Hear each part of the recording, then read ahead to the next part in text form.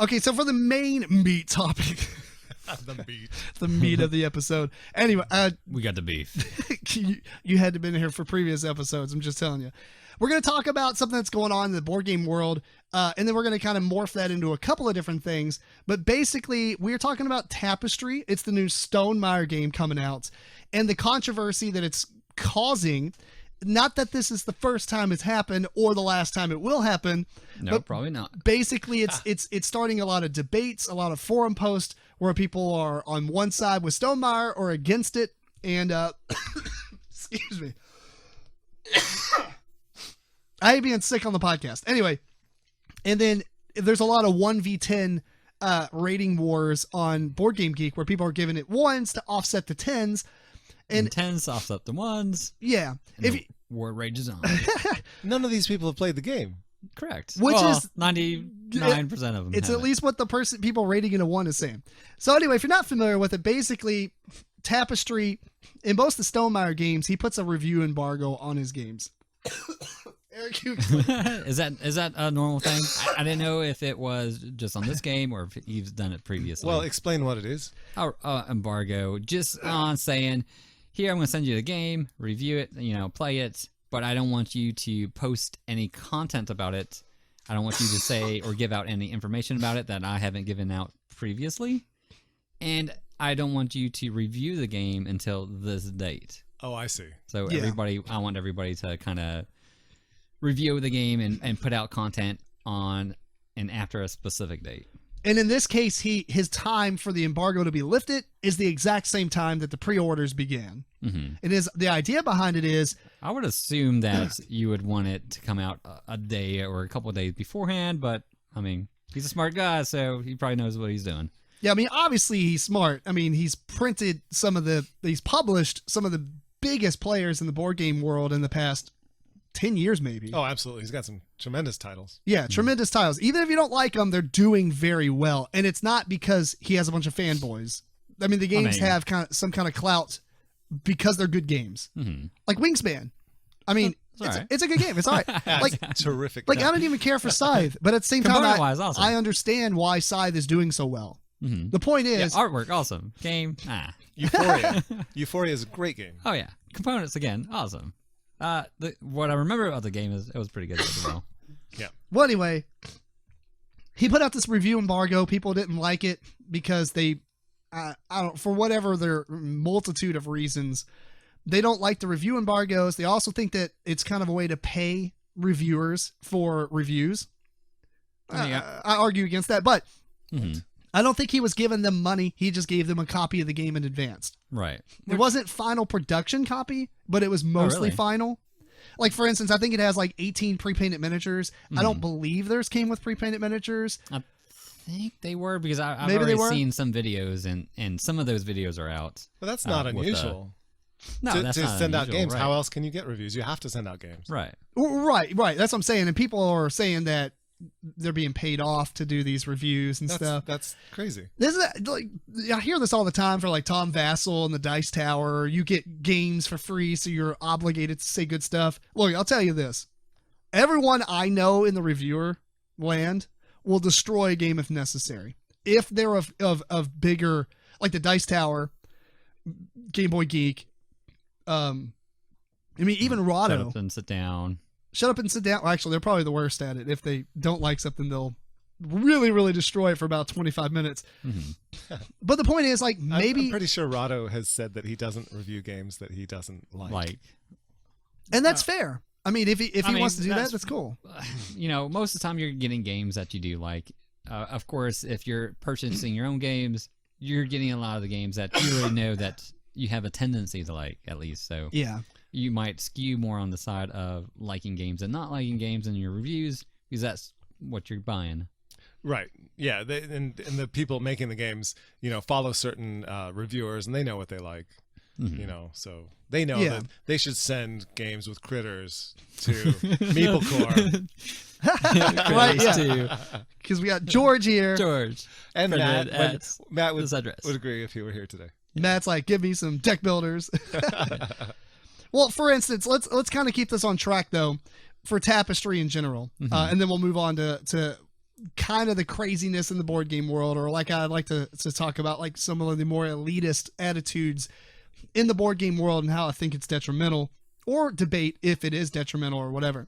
Anyway, so the idea was he put up the review embargo to come out when the pre-orders launched, but a lot of people are saying, well, you don't give me enough time. Now I have to like quickly watch it and then go quickly pre-order. Right. Which actually, yeah, that might be his, slink or. Well, it's stick. Stick. His schlink? I don't know. Say, I'm getting more sick as this episode goes on. That's Right. true, yeah. Wrap this up. Anyway, I like But- the word that. We should keep that for board game reviews in Schlink? particular. Your schlink. Schlink. Yeah. Anyway, so this game has about 25,000 copies in the first print run, which is basically 5 times as many as most games are printed. Yeah. He's already got them Incomplete. printed on the way. I think they're supposed to be, shipped out in like 2 weeks or something. Well, that's his reaction to Wingspan having been completely sold out for so long. He doesn't want to make that mistake again. Well, I Right. think. Well, I then think in that he kind of did it on purpose to limit supply. And there's a whole There's other a thing behind conspiracy, that, but here's right? the thing. Board games don't make massive amounts of money. I will say, no, you might think $2 million on a product is a massive amount of money, That's not a massive amount of money. but it's not.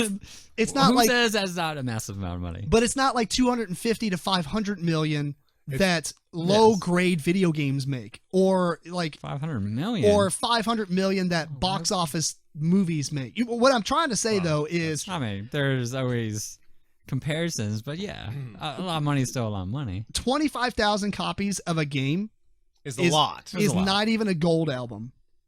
I mean, It's a gold CD. album. It's for CDs. I mean, No, but for Yeah. a game, how many games actually hit that number? Not that many. right, Right, not that You many. got like Ticket to Ride and Catan. Well, and- yes, some do. Right. So what I'm saying is, I'm trying to defend him by saying that most games are printing 2,000 to 5,000 copies, and they have a hard time selling 2,000 to 5,000 copies. Yeah, I'm gonna say that you don't get rich on. Well, no, just no, selling any this kind is of board not what I'm games, saying.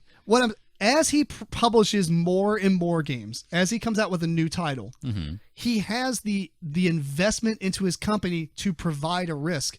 So now he has 25,000 copies. Right. If this game really doesn't do that well, he loses a lot of money. And at this point, if a Sure. board game company loses a lot of money, they can literally go out of business. It's not like certain media companies where if they just do bad and they hire the wrong artist and it's like, man, they didn't sell that many albums, we just move on to the next person. Board game companies are putting a lot of stock and stake into the product that they're trying to deliver. So it makes sense. For instance, Wingspan, There's a frog. Wingspan, yeah, sure, he didn't have a lot of print at the beginning, but do you blame him? Whether that was on purpose or not, I don't know. But No, I don't blame him. That Right. game could have tanked. It could have Right. tanked, and if it tanked and he had 25,000 It was about copies and birds, he sold was like, 8, what yeah. do you do? right. Sure. I mean, this stuff ends up at Ollie's. You know what I Right. mean? Like for Yeah, you gotta $5. clearance it out. Get Okay. some of your investment back. So now right. he's got a whole lot of copies of his next game. So remind me again, what is the issue? What's going on? The issue is, I don't think that he's doing this in a malicious way to try to drive up demand. So the Um, problem that people have had is that he didn't have the reviews Like Wingspan was like, in time. okay, so it's kind of two separate things. I'm that just trying kinda- to understand the basic Yes. issue. So for the review things, it was everybody just assumed he didn't have enough copies like Wingspan, and if they released the reviews at the same time as the pre-orders, all the copies could have been pre-ordered before I got done watching a review. So you want to hurry up and get your. So I got to pre-order like quickly. in. So everyone's like, why don't you release the reviews like maybe in a day before, so I can already make my mind up before pre-orders go live and have a chance. Oh, I I agree with that. I Sure. totally agree with that. Yeah, Yeah, that's But I fair. thought it would be, give people. I mean, it is open for like 4 days or something. It's not a big pre-order window either. Yeah, but his defense on that was, and it's a bit pure business sense. The idea is if somebody gets excited, you only have a small window of time for them to be To like, get 'em. for them to be like, oh You yeah, I'll gotta hook pre-order. 'em. Let's click bam. Right. Because if they watch the review video a couple of days ahead of time, Then when it comes around to it come out, maybe they forgot. It's all FOMO. Remember, like, yeah, right. It's Right. exactly. Eric's using a term that we have Right. not used on this podcast, but it's appropriate. Yes.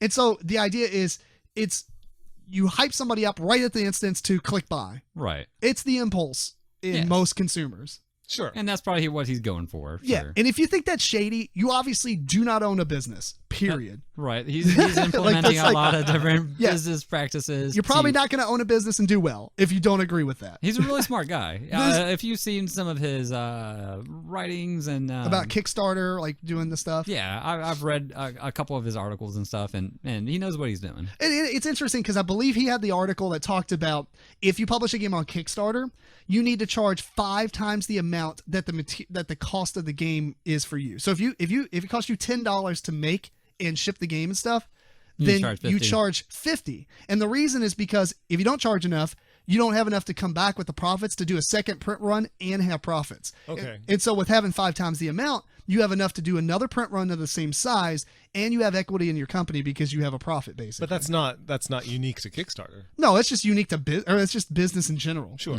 But people are getting upset because people don't understand business. And I'm like, you got to understand business and the ideas of what's going on. You can't just say, well, it only cost you $10. Why don't you sell it for 15? Sure. Because it doesn't work that way. Right. This so- is a strange thing for people to get upset about. you People know. get upset about Right. everything. Yeah. I wouldn't say get upset about it, but I mean, it is your wallet. You decide what games you want to buy or don't buy. Yeah. If you don't agree on what he's doing or how he's doing it, I mean, you don't have to. You don't have to pre-order. Right. You don't have to pre-order. Be you don't- patient. You don't have to go on the forum and talk about them or whatever. Yeah. So, you do your thing. You could look at this and compare it to something that Martin Wallace did a few years ago. He had on Kickstarter a pre-order.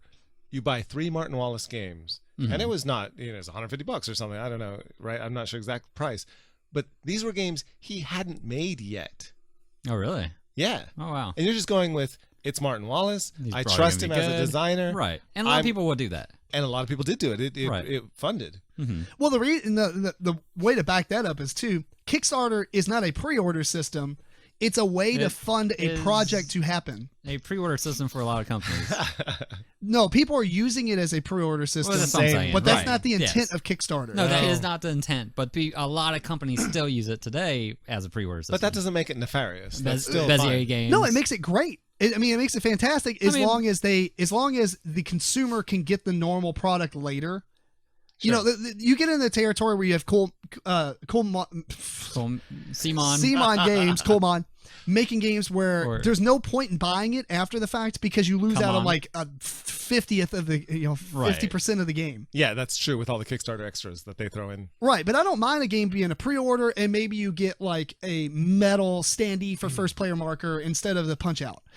Something like that where it's like it incentivizes you to help fund the project. Right. So they don't have to have a lot of overhead in making the game. You and sometimes like Bezier games, they give you a promo or promo tiles, but then they also sell it at conventions or on their website. Right, that stuff's afterwards. true too. But my point is, if you're using it as a pre-order system, like George said, it's not nefarious. Right. No. It's just a way to where they can minimize the risk of printing a game that might be terrible. And they know how much they have to order. Right, and they Or don't- at least Exactly. those people that already pre-ordered. yeah. Could you imagine a company like Wild Giraffe Games where they publish Weird. Weird Giraffe Games, where they publish Fire in the Library? And they was like, we're gonna make 25,000 copies because we really like the game. Yeah, we really like the game. We think it's going to do well. No one knows you. Right. No one has heard of any of your games. Maybe that's even, well, let's just pretend it's their first game.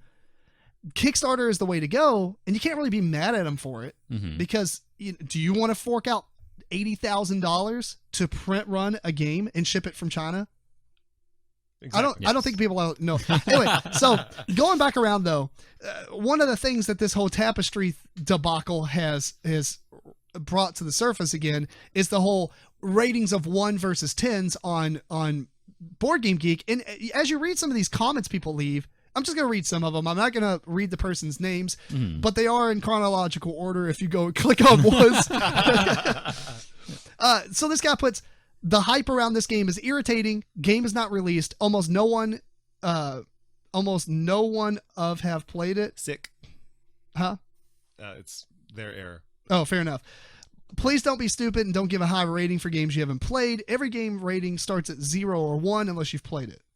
I won't agree on 0 or 1 until you play it. I would just say not to rate it until you play it. Yeah, just don't rate it. Just why would you rate it? Yeah. The game's not out yet. Mm-hmm. Right, don't rate it until the game's out. Correct, I agree. But, I mean, some of these people have played it because they have review copies. Right. Don't be mad at them. There is a whole thread about that because somebody was really getting on him because it's you played like a pre-production copy or something. Or the game's not, like a reviewer copy. Mm-hmm. Well, I mean, dude, if the cardboard is 10 millimeters thick and 20 millimeters thick. instead of 20 millimeters thick, I don't think that I'm going to give it a 10 instead of an 8. Right. And you always reserve the ability to go back and review your rating and change it. I might think a game is a 10 the first time I play it. Later I come back and think, it's changed in my collection now. I'm going to give it an 8.5. You know, or the other way around. It might go up later. Who cares? Mm-hmm. I have like 11 games I've rated, and it was back in 2011. So mine is not accurate at all. Same here. Yeah. I probably need to go in there and do some ratings, but yeah. I'm very generous. I give a lot of 10s. You know, some people put in here just to balance the 10s. Right. This is pointless, people. Yeah. It is. Anyone else tired of anti-consumer business practices? Jamie melts down on businesses and drama. I have a couple shipping early, but I'm tired of Stonemaier Games acting like a butt about everything. I mean, if you're going to call him out on something and he retorts against you with business practices and stuff, is he really being a butt? No, it's a. I mean, you could be a jerk about it. He's done some butt things. Well, true, but I mean, is it warranted? That I don't know. You know what I'm saying? I don't know the whole story. No. Right. It's probably not warranted because this person wants to complain and just and have their followers of the internet behind them. Yeah, I know. Like, there's maybe store owners that have complained, maybe publicly, and he's like, "All right, I ain't selling to you anymore." Which, you know, I guess he has that right to. He does, yeah. Right. That's how business works. Right. Sure. Don't burn your bridges of revenue. Mm-hmm. It's, you know, I don't know. It's just silly. I agree ratings should be activated after game release. I like Stonemaier, but I think it's wrong marketing. The person who says ratings should be activated after release is still giving it a 1. Yeah. Yeah. And then I like Stonemaier Games, but I think it's wrong marketing. I don't know. He didn't tell these people to rate this. You know what I'm saying? The other people have rated it. People who rated it 10 haven't even played the game. So what kind of marketing is this? Does he have an ad campaign out there saying, rate this game a 10, so when it comes out, I make a lot of money? No. No, of course not. I love this. Man, I you know what? The one thing I don't like is most comments on Board Game Geek. There's a lot of people on there that troll each other too. They're like, they peg out one specific person and they're like, "Oh, I'm going to give this a 1 because this person gave it a 10, and I don't like what they said." And that is one thing I will get into in just a second that did happen. But, you know, bye hype. You can't rate something a 1 because you don't like hype. Come on, man. I hope you people listen to this and try to call me out. I'm just saying. Bring it on. Pandemic Legacy. Bring it. Hit number 1. People went on there, gave it a 1 because they were like, I don't like the game I don't like this game versus the one that it overthrew. Here's one thing. I'm only rating I'm only rating, is this words? I'm only rating it a 1. I'm just making it up now. He's fixing it. Yeah, I'm fixing it. I'm only rating it a 1 because Southern Fried GN said the best 4 games of all time are Stonemaier games. She clearly works for their marketing department or a family member, and I think they're an idiot. They voted Monopoly, the most popular game of all time, a 1. So this is just to counteract their vote. I'll probably play it at some point once the 1v10 war is over and actually do an actual vote. Get a life, dude. If you do not have anything else to do with your life, you know what you could do? You can work at a charity, a food bank. Do something productive. You can do something productive. You know what? As a matter of fact, just open one of those Etsy shops online and sell other people's crap. It's just like save your clicks for that stuff. Sell Monopoly, whatever. But I mean, the fact, who cares if they think the best 4 games of all time are Stonemaier games? You don't like their opinion. Move on to somebody else. Stop being such an activist on Board Game Geek and rating stuff a 1 against somebody else. That's stupid. I'm getting fired up now. Just know well, when we'll read that one. Yeah, don't read that one. Yeah. Anyway, some people are saying cherry-picked reviewers on launch day, where independent reviews from, Shut Up and Sit Down, no pun included, whereas Tom Vassell. This is truly somebody who has not done their research. Tom actually said that he didn't want to do this in a Q&A, specifically because the game had a review or had a date on the review embargo.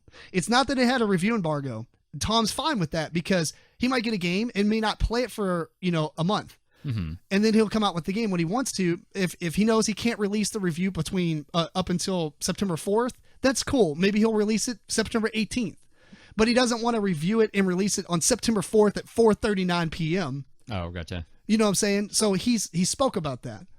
If you had that problem, ask the people. I'm not sure if the embargo was like you have to post your review at a certain time. Maybe it was. It was. Okay. The pre-orders were at a specific time, and all the reviews launched at that time. And that's fine. I mean, whatever. I mean, if you're getting the game and you're agreeing to that for getting the game or whatever, that's up to you.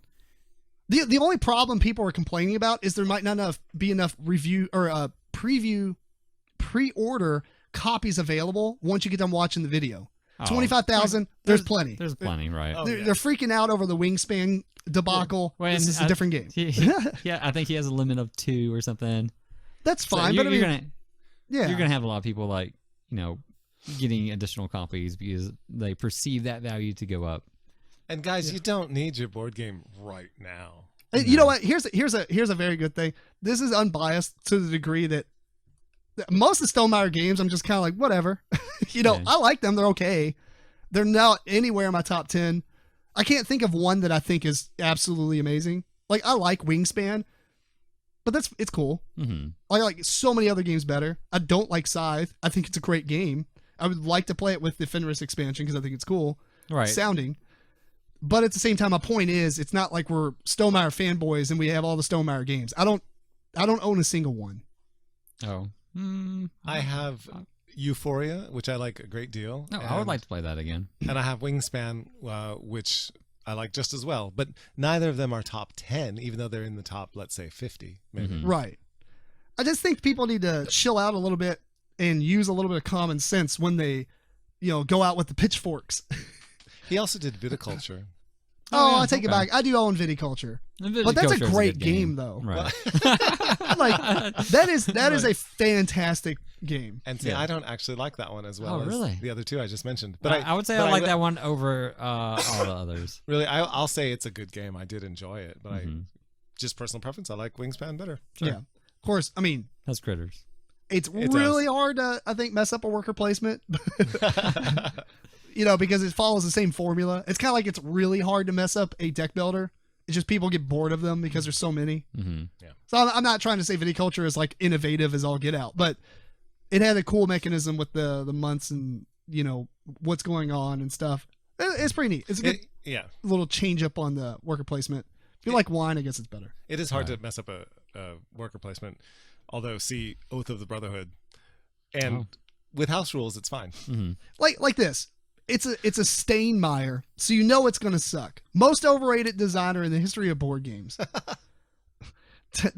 Tried 3 of his games, all were terrible, mainly posting a 1 for the worst customer service I've ever seen. He refused to replace clearly damaged game parts, told me it wasn't that bad, then published my private emails in a Board Game Geek forum. He will do that, which I don't necessarily agree on. That's not real cool.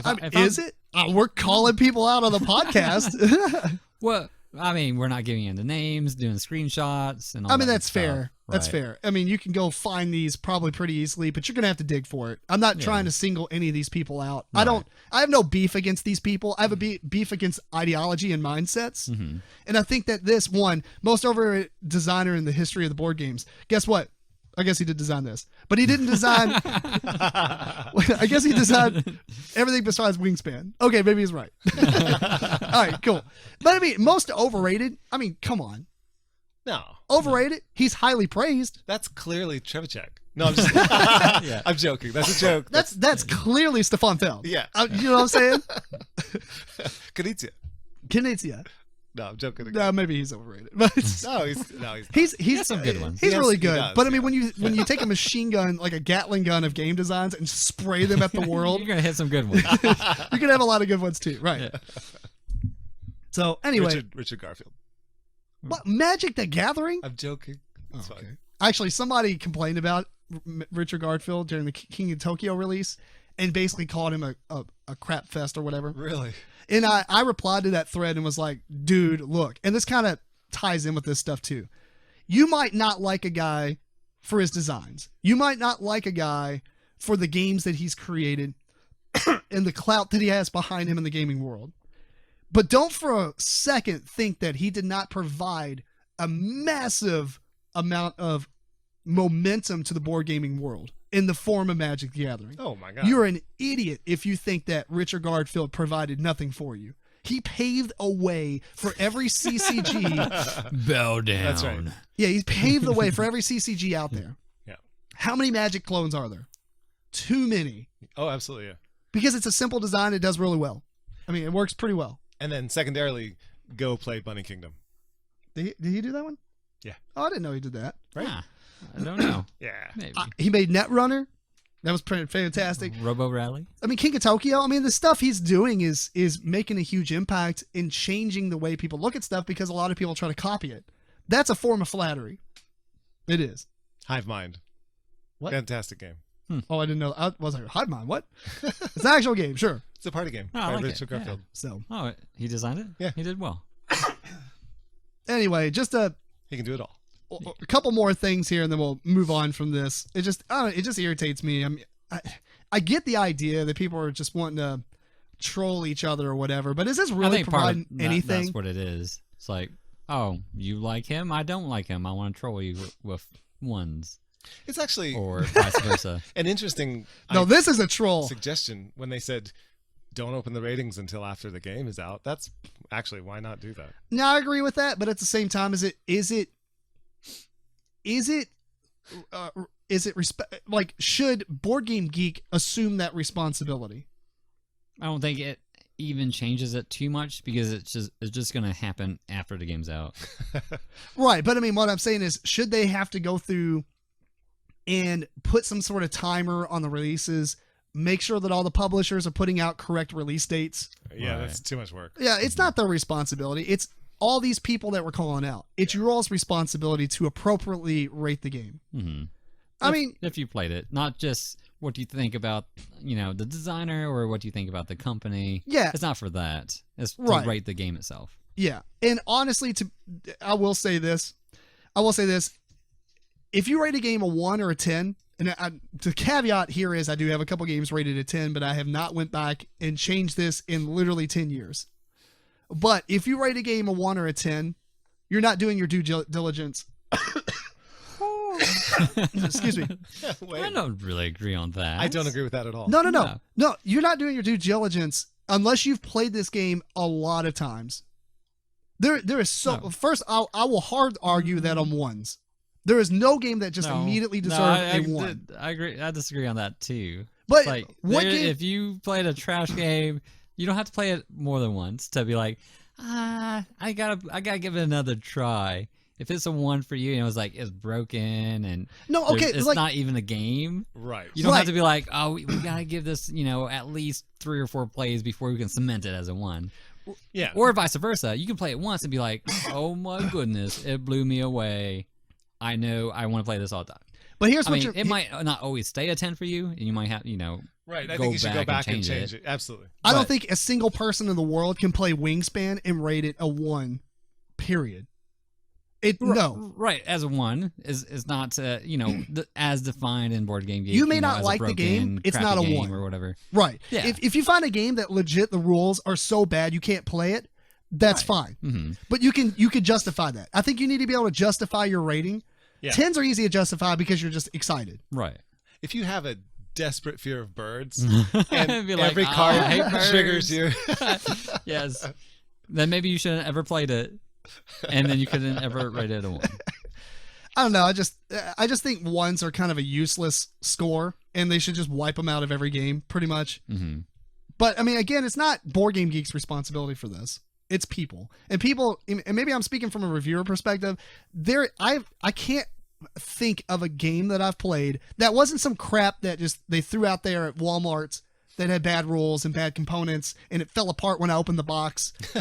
Or, any of the normal designer games that are coming out today, I have not ran into one that I would rate a 1.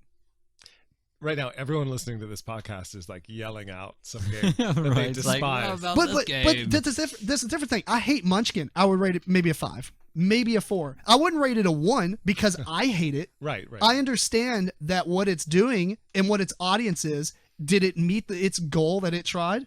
Yeah, sure. I don't like the ending, and that's what really heavily impacts my score. Right. But I don't think it's a 1. I agree. Yeah, there aren't very many ones out there. I mean, there's Scythe and Viticulture, And Tapestry. Euphoria. Tapestry, Euphoria. Pretty much all the Steinmeier games. Anyway. Besides those. Well, we're running out of time. We're just going to move on past this. It's just such a fascinating, idiotic controversy that's happening. Yeah, cut it out, people. Yeah, cut it out. Cut it out. Learn how to rate stuff better. Don't rate things until they actually come out and you play them several times. I agree with that. Play your games before you rate them. Yeah. Yeah. Hey, we're going to move on to our top 5.